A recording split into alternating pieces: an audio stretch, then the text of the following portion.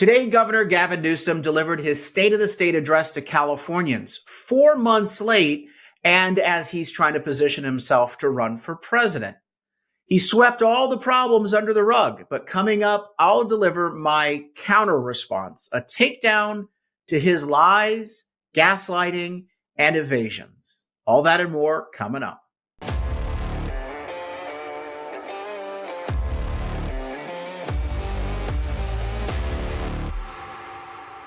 I'm Carl DeMaio, chairman of Reform California, and Gavin Newsom is 4 months late with his annual State of the State address. And instead of appearing in the People's House, our state legislative chambers, although I don't think we can call it the People's House when the special interests really control the joint, Gavin Newsom chose to simply record a video and release it on his digital platforms.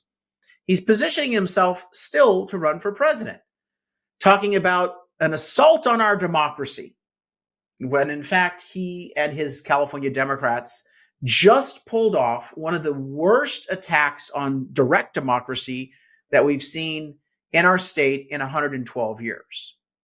Let's go through his State of the State address, give him an opportunity to frame his gaslighting false narrative, and expose the rot, corruption, and crises that are occurring under his watch. So here's Governor Gavin Newsom's big State of the State address. I begin today with a warning from the past. It was January 2nd, 1939, that anxious moment in history. The world was on edge as fascism spread its hate and destruction through Europe. On that day, California Governor Culbert Olson delivered an inaugural address to raise the alarm with lawmakers and the people of this great state. He spoke of California's most determined task in the face of quote-unquote destruction of democracy.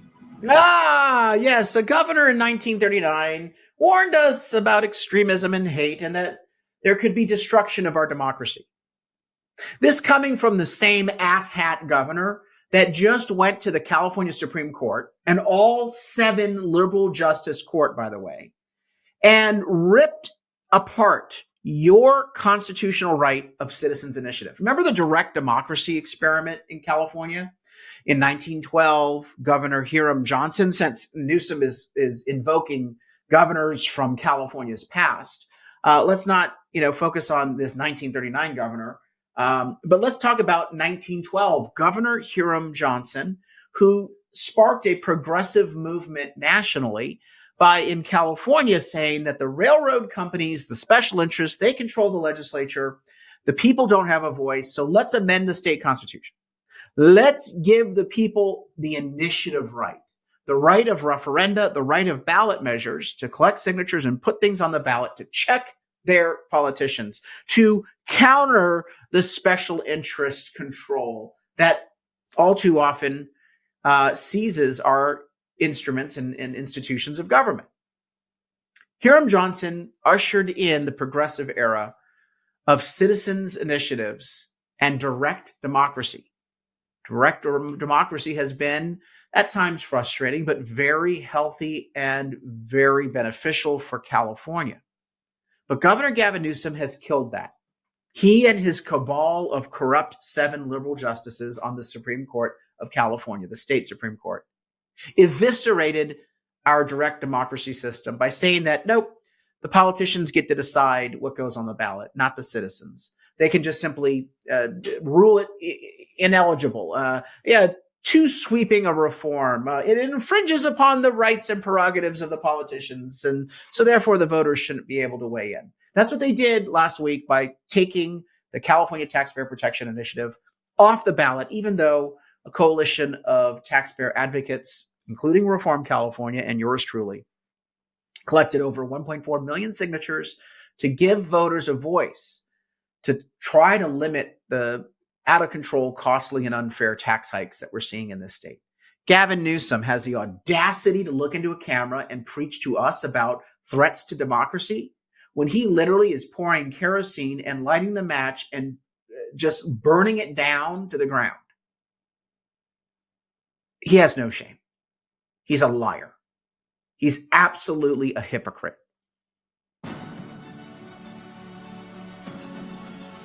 At that moment, the state's highest calling was the preservation of our American civil liberties and democratic institutions. It was our highest callings was civil liberties. You mean like collecting signatures, signing a petition, and using your civil liberties to voice your opinion and check the power of government? Yeah, those civil liberties, you asshat. How about democratic institutions? You think that there's a democracy when the supermajority Democrats in Sacramento literally shut off the microphone of Republican legislators or kick them off committees and say, no, we get to choose which Republicans serve on committees. We don't like fighters. So we're going to kick the fighters off committees because we don't want to hear from them. We want the mamsy-pamsy, go along, get along, sellout rhinos. You want to talk about democratic institutions? The rot and corruption that this guy is presiding over and actually in participating in the rot and corruption. This year, we face another extraordinary moment in history for California, for the country, and the world. We are presented with a choice between a society that embraces our values and a world darkened by division and discrimination. A division and discrimination. Again, fomenting hate, trying to divide us based upon identity politics, trying to create some sort of false narrative that somehow Americans are filled with hate. They're not. They're not. The beautiful thing about America is that we are so embracing and respectful of people's different points of view. Now, the left would have you think that people on one side are filled with hate and then they're a bunch of homophobes and racists. That's not at all where America is in 2024. It disparages how America has evolved in such a brilliant and wonderful way. It's designed to spread the false notion of hate and division because they want us to hate each other and they want to divide us. But if you look at this speech, he's right now running for president. He's saying, well, we face a choice in California and in our country and in our world about, good versus evil, democracy versus hate and totalitarianism and fascism. When in fact, the only fascism I see is coming from the left. The only hate I'm seeing and division is coming from the left. So this is his presidential speech 2 days before Biden implodes on a debate stage. I wonder if economic prosperity, health, safety, and freedom that we enjoy are under assault. Forces are threatening the very foundation of California's success.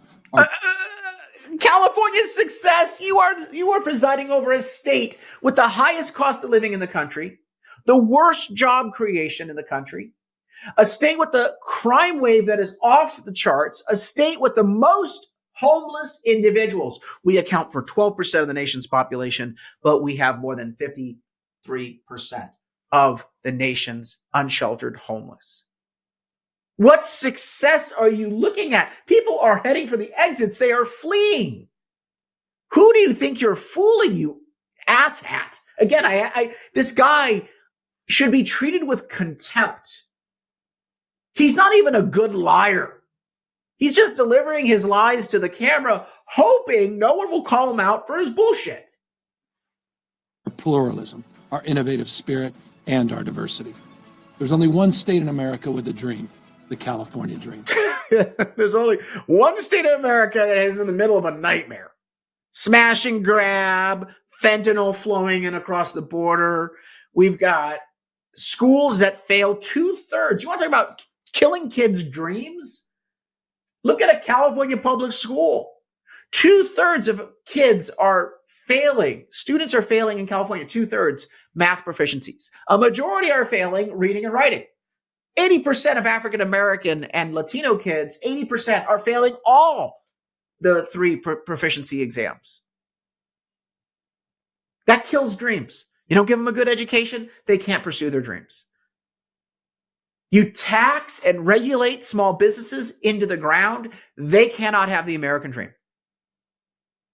You increase the cost of gas to $7 a gallon, $6 a gallon, $2.50 more than the national average, or give us rates for our electricity that's double the national average. You think anyone can have the American dream with your cost of living, Governor, that you continually make worse with higher taxes and mandates? It's a dream built on opportunity, a dream built on pushing boundaries and celebrating, not tolerating diversity. Celebrating, not tolerating diversity. You don't celebrate the diversity of political opinion. Anyone who disagrees with you is labeled a homophobe, labeled an extremist, labeled a white supremacist. Now that's how they deal with political disagreements. And if they disagree with an idea, they rip it off the ballot, so you don't even have a right to vote on it. They tip the scales on ballot measures by putting false and misleading ballot titles on the ballot. This is what he does. This is his form of good government. You didn't hear a damn thing in his speech today about the cost of living in California. Only the woke nonsense of, oh, it's good versus evil and hate. No, Governor, tell us why we have the highest cost of living. Tell us why, according to the Transparency Foundation, and you can get this report online at thetransparencyfoundation.org, why it costs $26,500 and some change more per year for a family of four to live in California than if they were paying the average cost of living on all of their household items nationally. Can you explain your $26,500 and change California cost of living penalty? And what are you going to do to reduce it? Can you explain to homeowners why they're losing fire insurance? Can you explain to victims of crime why you let prisoners out of state prison early? Why you're not prosecuting criminals? Can you explain why people have homeless camps down the street or on the playground where their children play? Or why their schools are failing their kids? You can't explain that. You want to divert attention with your shiny object of woke politics. That's what this speech is all about. It is absolutely untethered from the reality of a crisis-gripped state. That dream propelled us to the front of the pack to be the fifth largest economy in the world. And you're working to make us 6, 7, 8, 9, or 10. Again, California's job recovery since COVID is at the bottom of the pack. You have nothing to brag about, Governor. You have a lot to account for, but no one in the media will hold you accountable. No one will give you any critical rebuttal like I'm doing with this video. I'm only a minute 22 in, and we've already pretty much taken down this liar that we have for a governor. Our values and our way of life are the antidote to the poisonous populism of the right. The poisonous populism of the right. The poisonous populism of the right. How about the dishonest demography? Anyway, the dishonest approach, demagoguery. I would finally get it out. That this governor brings to the table with this sort of speech, and that the liberal media serves up every day on every newscast and in every front page. No wonder it took him 4 months to put this together. He's like, well, what do we say? I mean, maybe things will improve. Let's give it another couple weeks. No, Governor, things are not improving in California. They're getting worse. And yet he's trying to present himself here as though, I'm going to be the backup to Biden. I'll just be waiting out here in the waiting room. If you need anything, just, come get me. If the old man throws in the towel, I'll just be right over here, chewing on some hard candy, waiting my turn. The fear and anxiety that so many people are feeling today. People across the globe, they look to California to see what's possible. No, they don't. No, they look to California like they're slowing down on the freeway and looking at a car accident saying, ooh, wow, whoa, that sucks to be them. No one's looking to California for any sort of advice or path forward. They're looking to California, if they're smart, as to a warning for what America will become if we continue down the road that we're on right now. This is like shooting fish in a barrel. Look, at Reform California, if you want a real state of the state address, here it is. First, let's start out with the attack on democracy. California Supreme Court removes Taxpayer Protection Initiative from the November ballot. Share that today on your social media platforms as to why we no longer have a voice using the ballot measure process to check the corrupt decisions of our government. Or let's talk about how people in this state are rebelling against Democrats and their bad policies, and that 65% of the California voters say that we're on the wrong track. No one's looking anywhere but, hey, we're in the wrong direction. Or how about the rising crime epidemic and how the Democrats just put in place a budget to release more criminals onto the street, shutting down 4 state prisons and eliminating tens of thousands of prisons beds. Or the fact that we treat people here illegally with more taxpayer funding and more rights and privileges than the citizens and taxpayers that are footing the bill in this state. Or the risk of terror at the border. Or the fact that our cost of living is going up because we're going to hit a $2 a gallon gas tax by the year 2026. Look, you could go down the whole list of problems by looking at any number of our campaigns. The public safety crisis, the failure of our schools, the need to restore integrity in our elections, the cost of living through high taxes, homelessness, the idea that we don't even have the freedom to work because they've banned the independent contractors, the gig economy. The fact that they want to ban natural gas appliances. By every measure, our state is the laughingstock of the nation, going in the wrong direction, and people are hurting. Yet people like Newsom stand up there, running for president with a slickly produced video that's a poor substitute for an honest and candid address to the people on the state of our state. I'd like you to join our fight at Reform California. We don't have to tolerate the gaslighting, the lies. We need better leadership in this state. And it starts by breaking the Democrat supermajority in the state legislature this fall so that we finally have people willing to fight inside that legislature and speak truth to power. Go onto our website, reformcalifornia.org, sign up at the bottom of that site, because when you sign up, you'll get updates on our news once a week. We have a weekly newsletter on Fridays with the top stories that the liberal media isn't telling you. Plus, you'll get our voter guide in October when your ballot arrives. It's first name, last name, email, phone, and zip code. Just sign up right there. Plus, please chip in a contribution of any amount to our Reform California campaign. We're fighting bad ballot measures this fall, like the ones that are designed to gut Prop 13. We're trying to get good ballot measures passed, like the reform of Prop 47, to give police and prosecutors back the tools to arrest and punish criminals.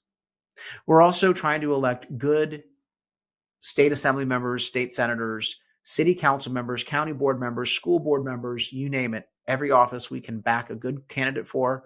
Our voter guide helps those candidates out. But we can't do this work without your help. So chip in a contribution online. Like this channel, subscribe to this channel, and like this video so that we can spread the word to more Californians. They need to hear a response to Governor Gavin Newsom's absurd and dishonest State of the State address. Join the fight. Go to reformcalifornia.org today. Until next time, Carl DeMaio, Chairman of Reform California. Help us break through the censorship of the liberal media. Like this video, subscribe to this channel, and smash that notification button so you can stay up to date on all the developments in California news and politics. Also, please visit the website, reformcalifornia.org, for ongoing news coverage and to join one of our campaigns in the fight to take back our state. If you can, please sign up as a volunteer or chip in a contribution. This episode of Reform California with Carl DeMaio, paid for by Carl DeMaio for State Assembly 2024.